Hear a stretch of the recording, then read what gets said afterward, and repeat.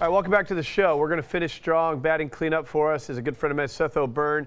He's going to talk to us about Cardiff-by-the-Sea. Good to have you in here again, Seth. Thanks for having me. Always great. Seth, I always say, is a quadruplet here in San Diego because I see you everywhere, always moving around in different markets. You've got a great team, all-star team that supports you.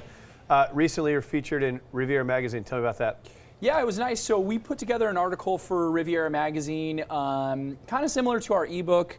It was things that young agents should think about doing, best practices, and things that we're passionate about. You know, we're really big on pumping our ethos and what we believe, and this was an opportunity to reach out to the community that we service. Cool. And Riviera is along those lines. Well, I'd love to get into a copy of that, so we'll follow up with that a little bit later in the show. But today we're talking about Cardiff-by-the-Sea. Yes. So a cool part of San Diego. We actually have an awesome video that you guys have created. So let's go ahead and roll that video of Cardiff.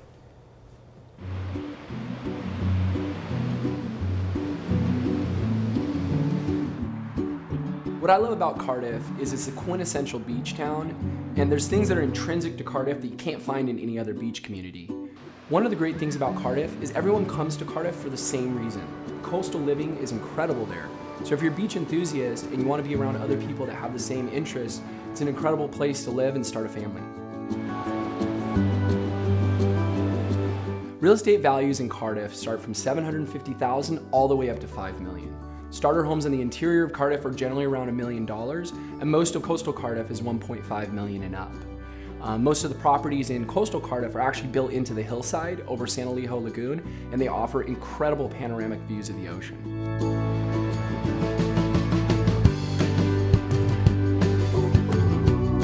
I would buy in Cardiff because of lifestyle. You won't find that lifestyle anywhere else. Cardiff is technically a sub-community of Encinitas, but it really has its own vibe and lifestyle. I think most people come there because they seek that out.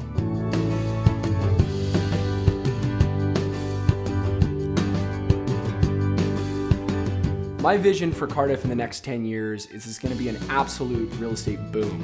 One of my principles in real estate that I think applies to Cardiff is since there's a scarce amount of land between the 5 freeway and the ocean, there's a limited amount of inventory.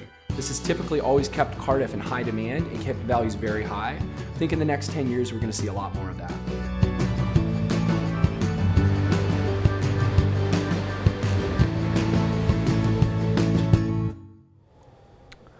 I'm not going to lie, I kind of want to move to Cardiff. You like that? I kind of want an acai bowl right now, to be honest with you.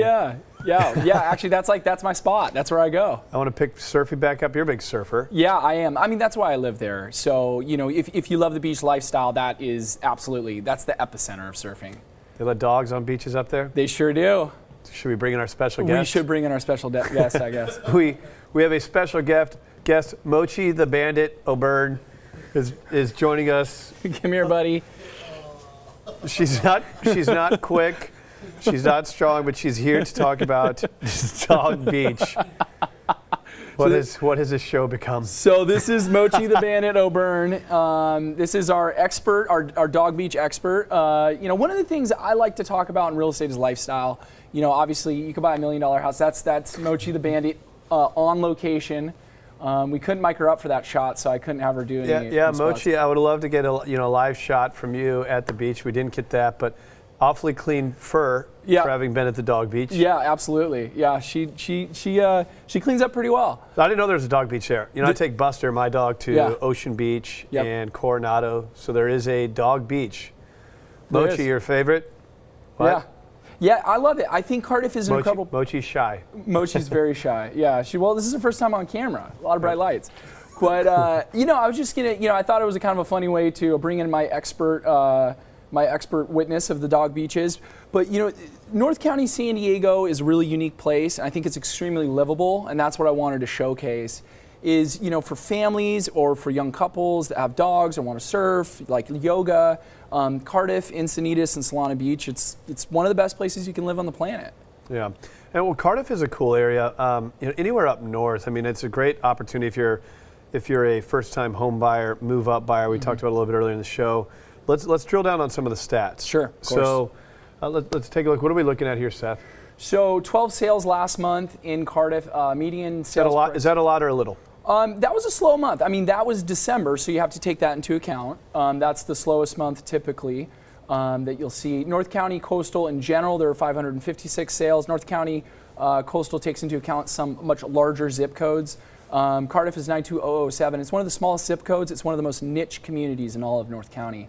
So you can see 26% change from last year, which is a huge gain. If someone wanted to reach out, look at buying a house up there, obviously they can go to sethsold.com. Yep. What are the inventory levels like up there right now? I mean, is it one of those things where we're in the process of buying a home, let's connect with Seth, but it's going to be a process of making offers not getting accepted, or is there enough inventory there where you can make it happen pretty quickly? Well, you know, that's why we specialize, is there's not a lot of inventory in these hot communities. Yep. And being a local area expert, we have access to inventory before it comes on the market.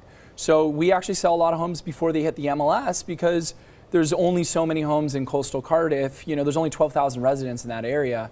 If you're looking, there's only somewhere between 20 and 30 homes that you might like on the market at any given time. Yeah, no, it's good to know that with a team like you guys have, you're not an individual agent. I mean, I think you did 130-something deals last year. Yep. So Thank you. big year for you guys. Sure. A great start to this year. It's important that you understand that if you do have these inventory issues when you're trying to buy real estate, when you have a listing agent like Seth and he has other buyer's agents, there's inventory within the group. Sure. That you might be able to access. You have a listing that you've worked on recently. Yes. Now, this is a property that you actually are flipping. Yes. So you've done a lot of improvements. So tell us what we're looking at here. So this is a different market. This is in Northwest Bay Park on a 2736 Wyandotte. And this is going to be open house today from 1 to 4. And I wanted to let you guys know about it because I thought that the viewers of this show should have first crack at this property that just came on the market. We spent the last 6 months rehabbing the property, put a lot of care into it. It's very, very high end. And it's probably one of the nicer homes in Northwest Claremont that's just came on the market. 629,000 to 649,000, 3 bedrooms, 2 baths. About 1,600 square feet. Yeah, and then what about outside the home? Did you guys do any work outside? We did. We completely restuccoed the entire exterior, new roof, new drainage throughout the property. That's actually over Rose Canyon, which is the canyon the 52 freeway is on. But as you can see, the setback is so far from the freeway, you barely hear the freeway. It's a great yard. It's Pool out there. Great yard. It's a really good starter home. And it's a section of Northwest Claremont that most people don't even know is there. It's a dead-end street. So it was a real gem when we found it. We knew the owners. They were clients. And they were the original owners back in 1957. She went to the Claremont High Prom back in 1967 in that same house right there. Wow, that's interesting. Yeah.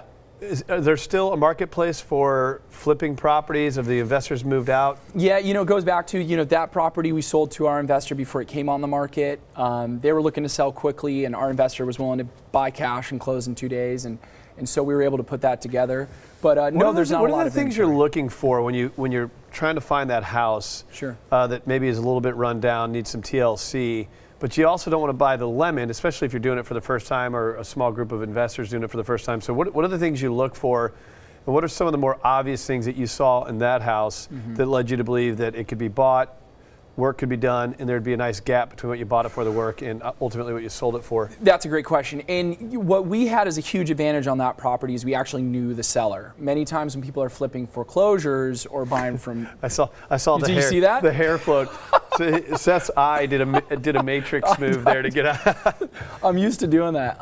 But no, yeah, if you're buying a foreclosure, you wouldn't know the owner. They're gone. Right, they're gone. So we it's had a the bank. advantage of knowing someone who lived in that property for 50 years. So they rehabbed a lot of the property and they did a lot of work themselves. But I think the first thing you're going to look at is the cast iron plumbing that runs out to the sewer line, and outdated electrical. That's one of the most expensive things to redo. And we unfortunately we didn't have to pull electrical throughout the property. So it was a pretty simple flip, and we were able to do it in about 4 months.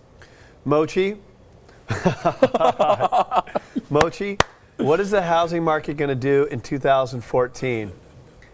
It's going to go up. What realtor should they use if they're going to sell their home? You did a great job for your first time. I could tell nerves were there, but we really appreciate you coming in. Seth, hey, good thanks, stuff, buddy. man. Love having you on here. Yeah. If you want to learn more about Seth, go to sethsold.com. He's the type of guy that you not only could sell your home, get top dollar out of, you're going to have fun working with him. I mean, the guy lives and breathes San Diego. He surfs, has fun. He's got a great team. And here he is on Riviera magazine. So good guy to connect with, good friend of mine. I've watched him over the years really flourish and do some incredible things. So we are out of time for today. Another great show. Another reminder here within the show that if you have any questions, you're buying, selling, refinancing, or maybe we want to go out of real estate a little bit and just talk about the overall picture of consumer advocacy with debt, credit, your mortgage, craigsewing.com. That's where I can help you. It's a contact form. Go there today, shoot me a message. Be happy to directly help you with anything. No strings attached, no sales. Just something to be there to help you at any time. Back next week, 9 a.m. Saturday, UT TV. Thanks for tuning in to the American Dream. See you next week.